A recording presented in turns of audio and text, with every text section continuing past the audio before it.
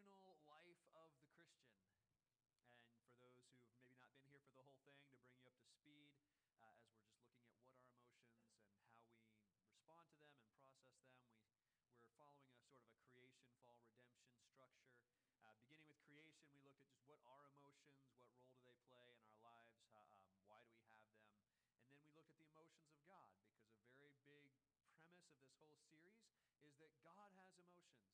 Emotions are not bad things. Emotions are good, and they're something that we have that reflects the image of God. And so we looked at the emotions of God and what we learned from that.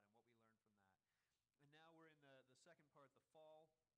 We looked at emotional fallacies or emotional traps last week, as Randy talked us through, the fallacy of needing to repress our emotions versus unrestrained release of our emotions, and the danger of both of those, and how they sometimes manifest in ways that we're not necessarily conscious of, and the importance of finding a more biblical balance than both of those extremes. And what we're going to look at today is emotional disorders. And those are, I'll explain what I'm talking about in a minute there, but that's situations related to medical conditions, but when our emotions are kind of out of bounds, extremes, and I'll talk about that in just a second. And then next week we're going to conclude the series by looking at sanctifying our emotions. What does it look like for us to sanctify our emotions, to take that part of how we are made in the image of God and conform it to the image of Christ? So we'll be talking about that. It's going to be one of the more practical, hopefully, lessons next week. So a quick review of some of the principles we've looked at in the past few weeks. Number one, emotions are one of the ways that we are made in the image of God. Okay, that's very important. Emotions are one of the ways that we are made in the image of God. And therefore, the corollary of that, or further understanding on that, is that emotions are therefore good. Okay, emotions are good, though affected by sin. Yet the next line, yet sin affects our emotions, just as it affects every other aspect of our being. Okay, sin, that's what we mean by total depravity. Not that we're as bad as we could be, but that sin affects us in totality. It affects every aspect of us. It's not that our minds are still pure, but our bodies are sinful. It's not that our bodies are okay, but our emotions are messed up. Our heart, our mind, every aspect of us is affected by sin. And yet emotions are a good thing. A good thing perverted and affected by sin, but a good thing nonetheless. And therefore emotions are not something to overcome, but rather something we conform into God's image. Okay, so that's just to bring you up to speed on what we've talked about so far. Okay, now intro, but also disclaimer. Okay, this is not a lesson in psychology. I am not qualified to give such a lesson. This is a lesson on the theology of the topic. So when I talk about emotional disorders, I'm talking about persistent, that's your first blank there. Persistent patterns, this is my own definition, okay? I didn't get this in Merriam-Webster or anything like that. Just persistent patterns of emotional experience that are disruptive or harmful to the individual. Persistent patterns of emotional experience that are disruptive or harmful to the individual. So we're not talking about I feel sad. That's not an emotional disorder. Sadness is okay. But a persistent pattern of deep sadness that becomes disruptive to your life or harmful, that makes you unable to function normally. Depression would be an emotional disorder. Feeling nervous or afraid is normal and natural, but feeling a crippling anxiety that keeps you from being able to do certain things, that's a disorder. That's more in the category of what we're talking about. Also things like bipolarism, the swinging between moods of manic highs and depressive lows. Okay, these are psychological conditions that are treated by psychologists and psychiatrists and therapists, which I am not. And so I'm not giving a deep dive into why these things happen and how they should be treated and things like that. Instead, we want to look at, what does discipleship look like? What does obedience to Christ look like for the Christian who is depressed or who has post-traumatic stress or some sort of a mood or anxiety or emotional disorder? And maybe that's not you, but I still want you to tune in, because there's a very good chance that you know someone, that you care about someone, that you love someone, whether it's a spouse or a child or a parent or a sibling or a neighbor, someone who is experiencing this. Perhaps someone even in our congregation, in the body of Christ that you know. What is our appropriate response? What kind of faith should we have towards these people? How do we encourage them in Scripture? How do we call them to obedience in Christ? How do we spur them on in faithfulness through love and good deeds? There's some things we need to look at from the perspective of Scripture, which it's complicated because there is no, 3 Peter chapter 2 where it says, when a Christian is experiencing chronic depression, you should do this and that. Okay, in the time of Scripture, they didn't have language and the same terminology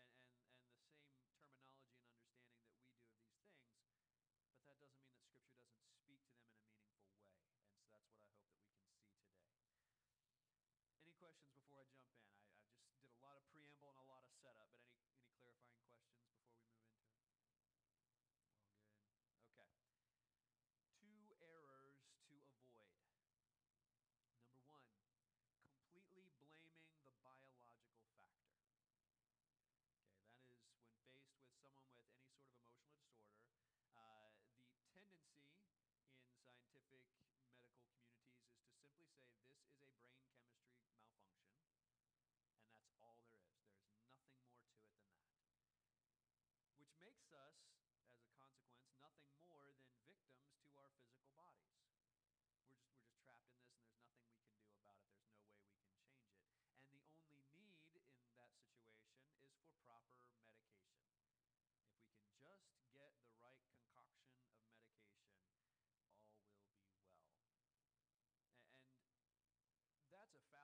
a lot of setup, but any clarifying questions before we move into it? All good. Okay. 2 errors to avoid. Number 1, completely blaming the biological factor. Okay, that is when faced with someone with any sort of emotional disorder, the tendency in scientific medical communities is to simply say this is a brain chemistry malfunction, and that's all there is. There's nothing more to it than that. Which makes us, as a consequence, nothing more than victims to our physical bodies. We're just trapped in this, and there's nothing we can do about it. There's no way we can change it. And the only need in that situation is for proper medication. If we can just get the right concoction of medication, all will be well. And that's a fallacy, and I'm not alone in saying that. I mean, those who rightly understand these things, therapists, psychologists, they will say, no, we don't know why this is happening. Medical science, don't let it fool you. It has not yet figured out what alliance of chemicals causes these things to happen in our brains and in our bodies. They don't know. And therefore, the medication is in many ways, I don't want to say a guessing game, but it's a trial and error sort of thing. Okay, we found that this medication is effective for some people, and so we're going to try it. And it's going to keep working, but oh, no, it's not working for this person, so we're going to try a different chemical for you. But if we can find, the assumption is what we need to be concerned with. Medication's not a bad thing. Medication's a very good thing when used rightly. It's the assumption that all we need is the right medication and our emotions will be okay. I don't think there should be any stigma attached to medicating a person who is having some sort of struggle of an emotional degree. I think that's a good thing. We should be thankful for that. It's drawing the line and saying this is all we need. That's where I think we've gone beyond the bounds of Scripture. Because it would also argue that the person has no moral responsibility. I should have brought a copy of the book here, but there's a book I just finished reading by, I have him quoted down below, Edward Welch, called Blame It on the Brain. It was an okay book, but it did have some very good and helpful things to say, because it was looking at not just these topics, but also, I should know the word, both my children are diagnosed with it, ADHD, attention deficit, there we go, attention deficit, or alcoholism, Alzheimer's, head injuries, head traumas. To what extent can we attribute and blame the brain for these things, and to what extent does a person have moral culpability and should be called to discipleship? It's a very good question. And one of the things he argues that I'll get to in a little bit is we should not be so quick as to say that the brain is 100% responsible and there's therefore no moral culpability. Okay. So completely blaming the biological factor is not the way to go. That's an error we need to avoid. But likewise, there's another error, the other extreme, completely rejecting the biological factor. Completely rejecting the biological factor is likewise an error. Because that ignores the way that our physical bodies can challenge our obedience. There are ways in which our physical bodies and a very complicated brain chemistry that we do not yet understand as we would like to, it can challenge us and create obstacles towards, for some people in extreme cases, towards just normal daily function, and for others towards the kind of life that they know that they ought to live. This treats the emotional problem as a sin in itself, which is not true. Depression is not a sin in itself. Anxiety is not a sin in itself as a disorder. And the solution, contrast to medication, is just have faith. If you just have faith, you'd stop feeling so sad. If you just have faith, you wouldn't feel this post-traumatic stress. If you just have faith, you wouldn't feel this crippling anxiety that keeps you from going outside of the house ever. In this case, the person is given a moral responsibility that they might not be able to fulfill. We're imposing upon them a moral obligation that is beyond what is possible for them. That's I think of Jesus condemning the Pharisees for tying up burdens that were too great for someone to bear. We can be guilty of that towards our brothers and sisters as they struggle, imposing upon them a moral responsibility that they are not able to fulfill. Neither of these two errors or two extremes represents a scriptural view of the person. Because in one case it says you are completely a biological machine, a biochemical machine with no moral responsibility or obligation. And in the other it says your biology is not real and powerful and affecting you. Okay? And neither of those is scriptural. One is basically a renewed Gnosticism, that the flesh is fallen and irrelevant and the spirit must triumph over the flesh. That's Gnosticism, that's not Christianity. Okay? And the other is a modern materialistic view of the world, that you are just a meat machine. That's what you are. And neither of those is scripturally true. So when we're looking at emotional disorders, we have to learn to distinguish between the physical and the spiritual issues in play. And here I've got a quote from the book, Blame It on the Brain. If we confuse physical for spiritual symptoms, we're liable to hold people morally responsible for physical symptoms. On the other hand, if we confuse spiritual for physical symptoms, we're liable to excuse sin and have little hope for spiritual growth. And he lays it out in the book following that, just kind of, for example, he lists, okay, a person who's suffering from depression, for example, some of their physical symptoms might be fatigue. That might be one of their physical symptoms, sleepiness, I can't remember off the top of my head what else it is. But he kind of lists, here might be some of the physical symptoms that such a person is going through. They're not morally responsible. Those are not spiritual things. Those are physical things. And we ought not condemn them or hold them accountable for the physical symptoms that they feel. On the other hand, there may be spiritual conditions that are related to that, for which we would need to call them out. An inactivity, a shutting people out of their lives, a refusing to do things that they would be able to do. We need to, with sensitivity and with godly wisdom, we have to be careful to be clear on what is and what is not sin, so that we're not condemning a person for something that is a physical manifestation of an emotional problem. But likewise, we're not excusing things that would be sin. For example, this is not an emotional disorder, but in the chapter I found very helpful on ADHD, he says, okay, here's some of the physical manifestations, the physical applications of it, and inattentiveness, a struggle to focus, being disorganized, things like that. Those are not sin, and we ought not punish that or condemn that. But being rebellious, being disobedient, some of the other things that might go hand in hand with that, those would be sins that we need to call people out for. So in godly wisdom, we have to be careful to be clear what is and what is not sin. Questions on those two errors before we move into the next section? I'm speeding through here, I know. Maybe I'll go slower on the next one. Completely rejecting the biological factor ignores the way our physical bodies can challenge our obedience. Treats the emotional problem as a sin in itself. It's not a sin to have a chronic anxiety or bipolarism or something like that. That's not a sin.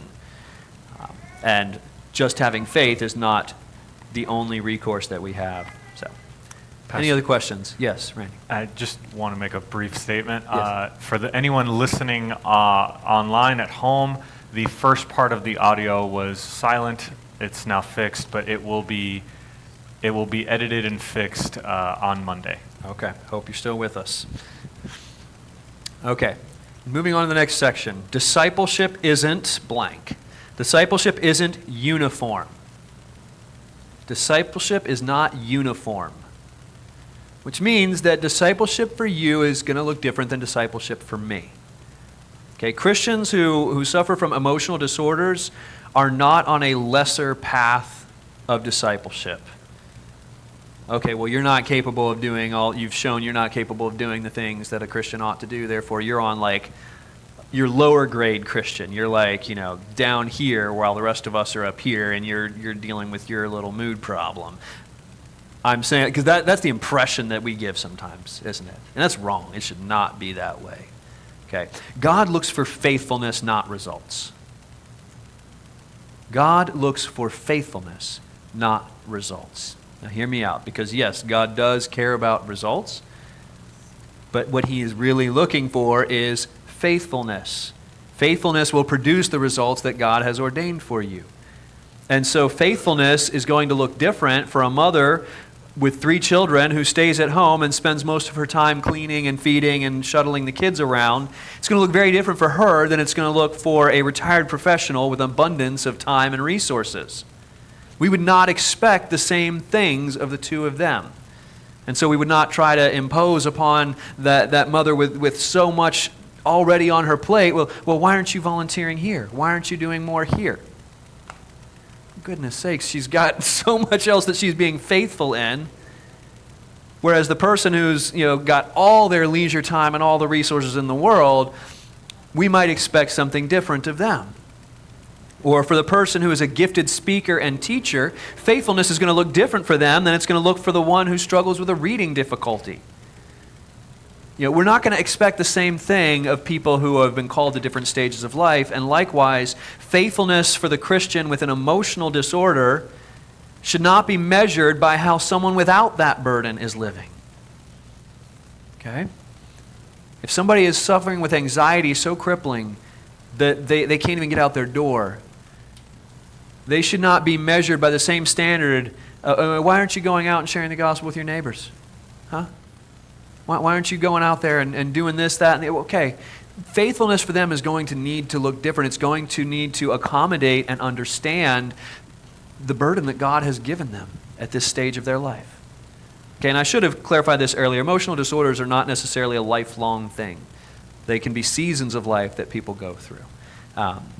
But sometimes for stages of life, people deal with these things, and God is in charge of that. God is over that. He is sovereign over that. And we should not judge a person, judge their faithfulness, and measure it against someone who does not have that same situation.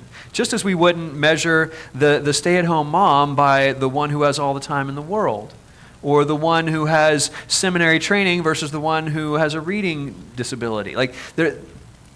Faithfulness is going to look different. And what God is pleased with is not, you've done more than this person. That's not how God measures what you do. God is looking at, have you been faithful with what I gave you? He did not, in the parable of the talents, you're familiar with that, how the Lord, it's the story of a landowner who went away for a while, and he gave some of his resources to some of his servants. And to one he gave 5, to another he gave 2, and to one he gave 1. And the one who was given 5 invested it and produced 5 more. The one who was given 2 likewise invested it, put it to work, and produced 2 more. And the one who was given 1 buried it in the ground, and in the end just gave back the same thing that he was given. Okay, now the one who buried it and did not do anything was rebuked and punished. Not because he produced so little, but because he was not faithful with what he was given. He didn't do anything with it. But what's really interesting is that the one who produced 5 and the one who produced 2 are given the same praise, the same commendation, the same joy of their master, even though they produced different amounts, and it's because they were faithful with what they were given. The one who was given 2 was not expected to produce 5 because he wasn't given the same thing as the other one. God is not looking for results. He is looking for faithfulness with what he gives us. Okay, is there any question on that? Because that's a key concept, and I know I say it a lot up here, but it hits at something that's deep in our hearts and pernicious in our Christian churches, and I want to make sure we understand that. We understand that? Yes.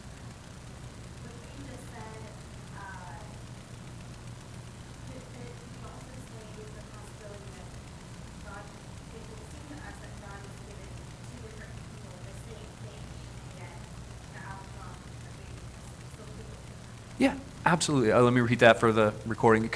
Could you say that to us it may seem that God has given someone the same thing, given two people the same thing, but the outcome of faithfulness, though both are faithful, the outcome may look different? Absolutely. I mean, I think of missionaries on the field. You have missionaries who went into some countries and just worked faithfully and saw abundant harvest from day one, and suddenly they've got like 8 churches they've planted and thriving ministry. And then you've got missionaries who go to another part of the world, work just as faithfully, and see nothing. And that is the hand of God at work in the sovereignty of God. And that's why it's not our place to judge necessarily in the end if someone has been faithful. Yeah, Randy. I just think of Jonah versus Isaiah. Jonah versus Isaiah. Yeah, same thing. Jonah reluctantly, begrudgingly, unwillingly moped around Nineveh preaching the message that God gave him, and the entire city converted. Isaiah faithfully, boldly, year after year proclaimed the same message and was ignored and rejected and disbelieved. Okay? We can't necessarily judge faithfulness, and the problem is we tend to judge faithfulness by what? Results. We're looking to results. Okay? We're saying, oh, what a faithful pastor, what a faithful church, they've got 2,000 people. Okay? I know very faithful pastors who have churches of 30, 40 people. Okay? We're just used to looking at it from a Western productivity mindset of numbers, results. God sees the heart. God knows the heart. God alone judges faithfulness. Okay? And I say that to encourage us to withhold judgment, including from brothers and sisters who may be struggling with things that you're not aware of. Nobody's walking around saying, I'm on medication for depression. You know, that's not how it works. So you don't know what your brothers and sisters may be struggling with, and it is not, therefore, your place to make a judgment on their faithfulness and their discipleship. Okay. I'm judging you for judging others. Yes. I'm allowed to do that. So, moving on in the handout, we all have different ways in which we experience the discipline and spiritual formation that God gives. Sorry, I left the phrase off there. We all have different ways in which we experience the discipline and the spiritual formation that God gives. 1 Corinthians 12, we're 25 minutes in and I'm just opening my Bible. Is this even a Sunday school? 1 Corinthians 12, 14 through 16, not directly addressing our topic, but hear what it says. The body does not consist of one member, but of many. If the foot should say, because I'm not a hand, I do not belong to the body, that would not make it any less a part of the body. If the ear should say, because I'm not an eye, I do not belong to the body, that would not make it any less a part of the body. I would suggest that we could say also that the one who suffers from an emotional disorder should not say, because I have this, I am not a part of the body. Okay? We all experience God's discipline and God's spiritual formation in different ways, and there's nothing to be gained by comparison. So I say that to those who would look down on their brothers and sisters who struggle with things that you don't understand and can't relate to, and I say that to those who are struggling, that there is nothing to be gained by comparison, looking at your brothers and sisters and saying, why can't I get it together? Why can't I be like her? Why can't I be like him? What's wrong with me? That's the foot saying, because I'm not an ear, I'm not as valuable to the body of Christ, and that's a fallacy. Okay, what's happening is those who are experiencing this under God's sovereign control are experiencing God's spiritual formation of them, and in some cases maybe discipline, in a different way than other people. And that's nothing to compare to others. And yet, emotional disorders are not an excuse to sin. They do not excuse sin. God's commands still apply to all. God's commands still apply to all. So the person who might be dealing with something that we'll go with anxiety, we'll say like a chronic anxiety, are not given an excuse that, well, Scripture commands you to gather with God's people and to worship together. Your disorder, your affliction does not excuse you from not doing what God has called you to do. And this goes back to, let's be clear on what is and is not sin. Okay, we're not all called to live out our discipleship in the same way, but God's commands still apply to each of us in different ways. And yet there is a sort of sliding scale of expectations based on stewardship. A sort of sliding scale of expectations based on stewardship. I've already alluded to this in the parable of the talents, how the one who was only given 2 was not expected to produce as much as the one who was given 5. And Jesus, at the end of another sort of parable, says in Luke 12:48, the second half of that verse, everyone to whom much was given, of him much will be required. And from him to whom they entrusted much, they will demand the more. So those who are given more, there's a greater expectation, but those who are not given the same maybe emotional freedom or ease as others are given, there's a different set of expectations based on the stewardship that God applies. Chris? It keeps going in my head, I'm sorry, but didn't the master give the 1 talent to the one who had 5? He did, yeah. The parable of the talents, to the one who buried the 1 talent and did not use it, was not faithful. In the end, that one was given to the one who had 5. Because, Jumping across the guy that had 2. yeah, bypassed him, because that's his determination. We also have another parable where we've got workers who come in and work 12 hours, and they're given the exact same wage as the ones who were brought in at the last minute. And those ones who were brought in and worked a whole 12-hour day in the hot sun complain and say, hey, why are you treating me the same as you're treating the guy who worked a 12th of what I worked? And he's like, you agreed to do this. It's my own money. I can do what I want with it. You don't get to say that I'm not being fair in how I reward those who follow me, because he's the one who judges and measures our faithfulness, not us. So discipleship is not uniform. Okay, God's commands apply to all. Sorry, I'm just recapping what I've already said. This is not the next one. Going back, we're under the heading of discipleship is not uniform. We should not hold the same expectations of every brother or sister. We don't know their hearts. We don't know their struggles. We don't know their circumstances. We don't know God's will and determination for them. We cannot measure and compare. When we make measurements and comparisons, Paul says, we are sinning. When we measure one by another and compare one with another, we are sinning. That's...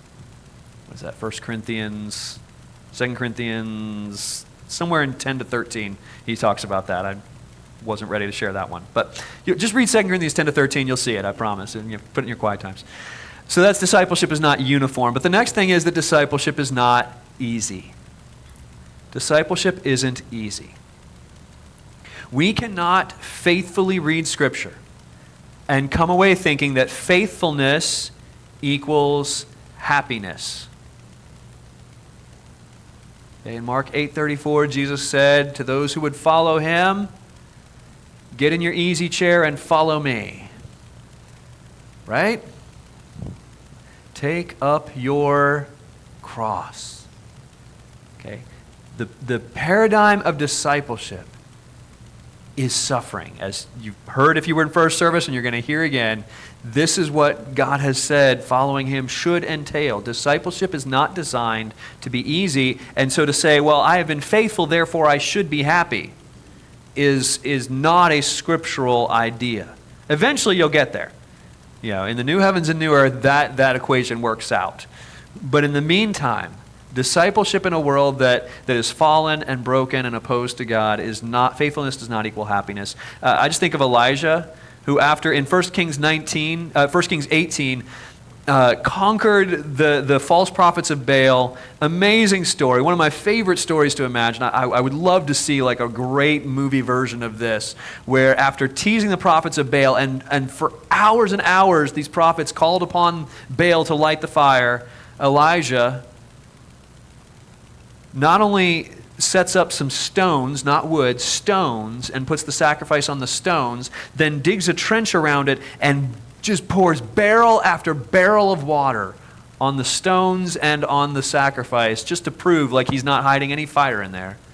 And then he prays, and fire from heaven not only consumes the offering, but burns the stones. Okay, that is victory. And then he tells the people of Israel, put all these false prophets to death. It's this complete overturn, like the victory of Yahweh and his prophet. And for the next 41 days, Elijah is in despair. He's depressed. He's moping. He says, they've killed the prophets, and I'm the only one left that serves God. Yeah, and we might make fun of that, but like this is a real problem.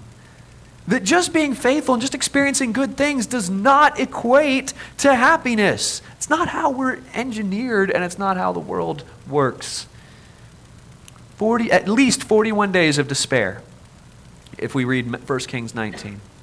And likewise, Jesus' faithfulness was accompanied by a life of much sorrow. If faithfulness equals happiness, then we would have expected all of Jesus' days to be filled with joy and unrelenting ease and happiness, but they were not. He was a man of sorrow, acquainted with grief. Okay. But we also, in addition, have to be careful not to reach the unbiblical conclusion that problems equal punishment. It's one of the main messages of the book of Job. I come back to it again and again in these types of lessons. That the message of Job is that, you've got Job who's suffering. And I think we heard about those that were here for the off-script kids this weekend. This is familiar. We talked about this a little bit. As Job is suffering, his friends are saying, no, well, they're accepting the commonly held view that if you have problems, it is because God is punishing you.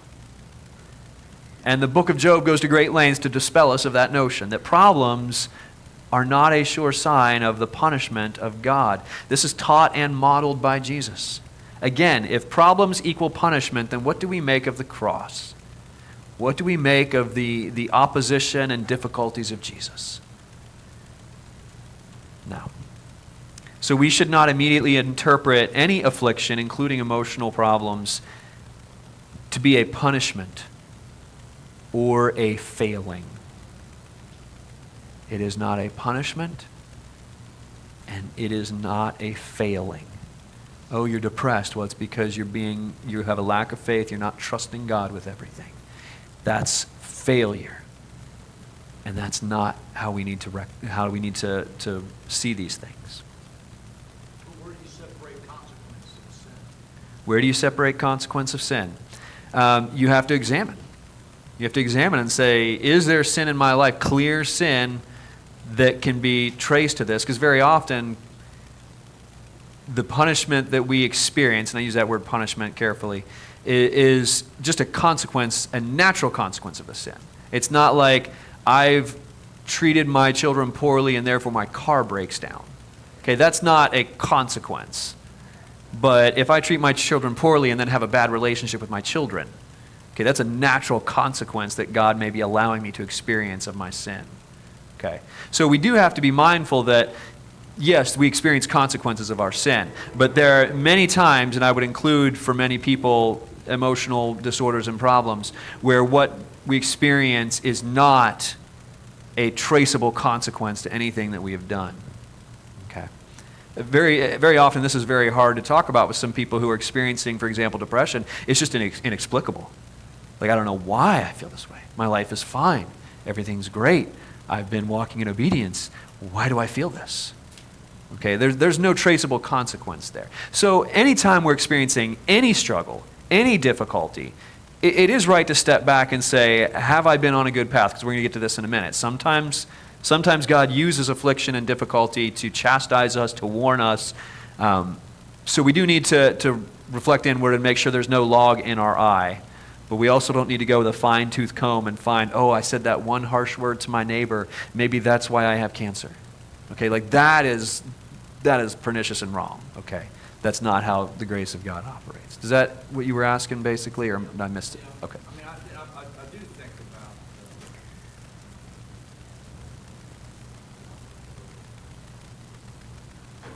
I haven't. All right. We'll bring it up later. We got time. Okay, so God, why? Okay, moving on in the sheet. So we should not immediately interpret afflictions of any sort to be a punishment or a failing. Why God ordains specific problems and challenges in someone's life is seldom for us to know or understand. Okay, that goes into what I was saying a minute ago. Sometimes it's baffling why these things are happening, and we ought not very quickly say, oh, this is happening to me because I XYZ. God is punishing me for this, that, or the other. It is seldom for us to know or understand in our own lives or in others why God ordains specific problems and challenges. Some, and this is just some, just kind of like an off the top of my head sort of thing, some of the reason that God allows us to be afflicted, and I would include emotional disorders in this, but at this point I'm speaking more broadly about why God gives us any of the challenges that we face in life. Some of the reasons that God does this is, number one, to increase our reliance on Him. To increase our reliance on Him. That 2 Corinthians 12 passage is the famous one of Paul saying that he was given a thorn in his flesh, and 3 times he pleaded with God to relieve him of this affliction, whatever it was. We don't even know. And God simply said, my grace is sufficient for you. My power is made perfect in weakness. And Paul said, so I'm just going to boast about my weakness because that makes God look really good. When I'm weak, He's strong. But it forced Paul to have even greater reliance upon the grace of God. That God gave him this affliction and would not remove it under persistent prayer. It was not a punishment. It was simply something he was given to increase his reliance and his humility. Okay. Randy, do you have the poem? I share this probably at least once every other year because it's like my favorite poem. It's been turned into a song many times. I've never heard a version I really liked. It's by John Newton, the man who wrote Amazing Grace. It's a poem called These Inward Trials. Let's go ahead and look at it. I ask the Lord that I might grow in faith, in love, in every grace, might more of His salvation know and seek more earnestly. Hang on, don't switch till I tell you, okay? And seek more earnestly His face. Okay, that's the prayer. The prayer is, I want to grow in faith and I want to know God's salvation and I want to seek His face. Next. Here's what I expected. I hoped that as I prayed this, in some favored hour, at once He'd answer my request, and by His love's constraining power, He would subdue my sins and give me rest. So I hope that the answer to my prayer would be that God would take away my sin and my difficulty and give me rest. Next slide. But instead of this, He made me feel the hidden evils of my heart and let the angry powers of hell assault my soul on every part. Next slide. Yeah, more. With His own hand, He seemed intent to aggravate my woe, crossed all the fair designs I schemed, blasted my gourds, and laid me low. Next slide. Lord, why is this? I trembling cried. Wilt Thou pursue Thy worm to death? 'Tis in this way, the Lord replied, that I answer prayers for grace and for faith. Next slide. These inward trials I employ from self and pride to set thee free, and to break thy schemes of earthly joy, that thou mayst seek thy all in me. Okay, just let that settle for a minute. For some of you, that might be the first time you've heard it. I share it like every other year, because to me it is so profound that we want to know the grace of God. We want to grow in faith, and we think that that means that God's going to remove the struggle. And instead, He aggravates it. He amplifies it. He strengthens it to remove our schemes of earthly joy so that we might find that He is sufficient. My grace is sufficient for you. It's one of the reasons that God sometimes allows us to be afflicted. Another one is to strengthen and train us for doing His work. I'm just going to tell you what these passages are. Hebrews 12 talks about how no discipline is pleasant at the time, but it produces joy for those who are trained by it. God trains us through discipline and hardship. Judges 3 is a fascinating passage because it talks about why the Lord allowed the Canaanites to still be in the promised land.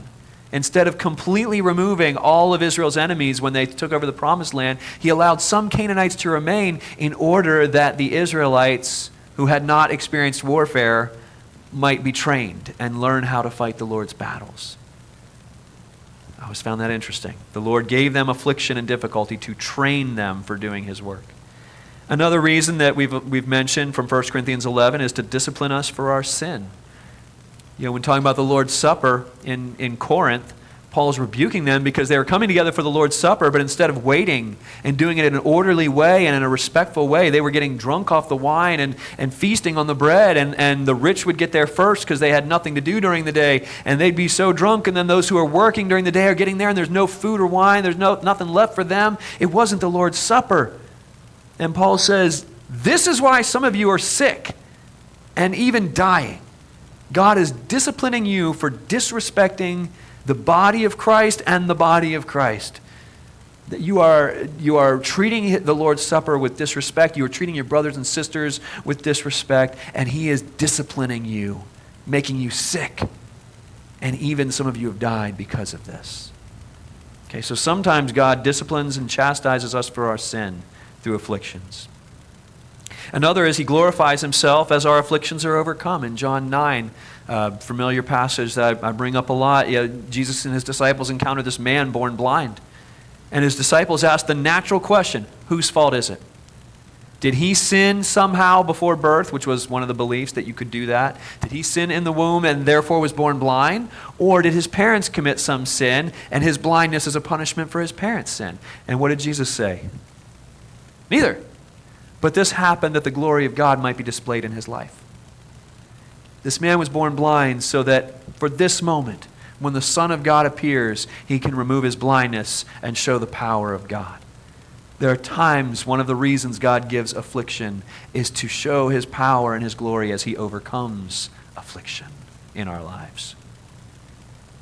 Now think that this man, by all accounts, was not a young man. This man is 30s, 40s. He's lived with this a very long time. This was not a momentary thing. His whole life, he did not know why he suffered so until the Lord healed him and said, that's why. That's why. Which leads to our last reason that I've got here. For reasons that we don't have access to. For reasons that we don't have access to. 1 Corinthians 13:12 is, we know in part and we see in part. We see through a glass darkly, but one day we're going to see clearly. We're going to know fully. But we don't have access to all the reasons and understanding today. Job chapter 1 through 2. I love to point out, we read Job and we've got the behind the scenes view. We know why Job lost his children and his house and his crops and his wealth and why he lost his health and why he's suffering as he is. We know because we read chapter 1 and 2 and we see what's going on in the throne room of God. Job endures all this without knowing why. And in the end, God never tells him why. He merely restores him. We may never know why God allows certain affliction.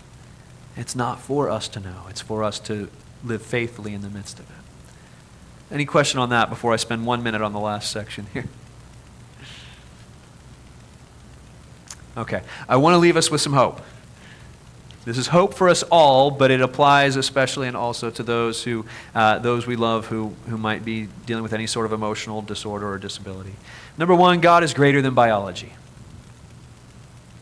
God is greater than biology. So even if science reaches the point where they can look at the exact chemical and the exact part of the brain that causes some of these things, God is yet greater. We saw just a couple weeks ago in Exodus 4, who gave the man his mouth? Who makes him deaf or mute? Who gives him sight? Who makes him blind? Is it not I, the Lord? Okay, God is declaring his power over our very biology. Okay, these things are not happening in spite of God's desire for you. God is not stymied by what happens in our brain chemistry. He is greater than that. Number one, we're never forced to sin. Despite whatever struggles or afflictions we face. 1 Corinthians 10 assures us, no temptation has seized you except that which is common to man. And when you are tempted, God is faithful and He will provide a way out. There is nothing in these that should lead us to believe that a depression or an anxiety or any sort of mood disorder will force us to sin. God always by His Spirit enables us to obey. We are able to obey. Not just to avoid sin, but to do the things that God calls us to do. You've got some of my favorite verses that you hear all the time from me here. Hebrews 13, Philippians 2, Ezekiel 36, and 2 Peter 3. All of which repeat this theme that you hear every week here, which is God, by His grace, works in you to make you able to do everything that He wants you to do. And that is a powerful, powerful promise to all. Not just to those who are feeling right, not just to those who are unafflicted, not to those only who are mature in their faith or whatever. But to every child of God, He has given His Spirit, and by His Spirit you are able to obey, so that those who do not want to rejoice and do not want to sing God's praises, do not feel like it, they are yet able to. Those who feel like they have some inhibition that keeps them from being able to do what God says they should do, you are in fact able to. That doesn't mean it won't be hard, because discipleship isn't easy. And yet God makes a way. Any questions on any of that? Again, not trying to do a psychological overview. I'm trying to do a theological perspective on these things. And if anything, I hope I have instilled in you a greater sense of compassion and understanding, and a greater tolerance for these things that can often have a stigma attached to them in the Christian community. And yet these happen under the sovereign hand of God and are a part of His will working out in people's lives. So, any other questions? Just a comment. Yeah. Going back to what we were talking about, the two errors, keeps coming back to me that people who commit a serious crime will use insanity and blame the fact that they committed this immoral act, blaming it on a biological fact. Yeah. Yeah. And so I was wondering, Yeah, well, it's the result of, in our culture, removing the view that we are spiritual beings with physical bodies as opposed to merely physical beings. We're in a culture that basically says you are a meat machine. the other thought that comes to mind is this whole idea of social justice. Yeah, I'm not going to touch that right now, but sorry, just lacking the time to address that. But the idea of social justice, it does become more complicated if a person has no moral responsibility, because they are merely the product of physical forces in their body and in society. That's what I'll say to that. So, all right. Thank you, everybody.